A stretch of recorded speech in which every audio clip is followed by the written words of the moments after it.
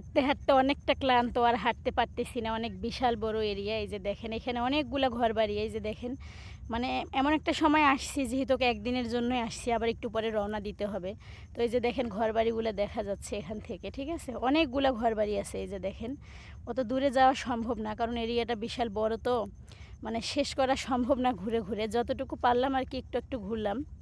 তো এই আর কি এখানকার মানুষের জীবনযাপন। তবুও তারা অনেক ভালো, অনেক সুখে শান্তিতে জীবনযাপন করে, ঠিক আছে? কারণ গ্রাম তো গ্রাম, গ্রামে একটা অন্যরকম শান্তি আছে, গ্রামে অন্যরকম শান্তি কাজ করে। সেটা আমরা শহরের মানুষ কখনোই এই শান্তিটা আমরা কখনো বুঝবো না। আমাদের শান্তি হচ্ছে টাকাতে, ঠিক আছে? কিন্তু এদের শান্তি হচ্ছে গ্রামের যে পরিবেশ, গ্রামের যে প্রাকৃতিক দৃশ্য, এগুলাই হচ্ছে এদের প্রাণ, ঠিক আছে?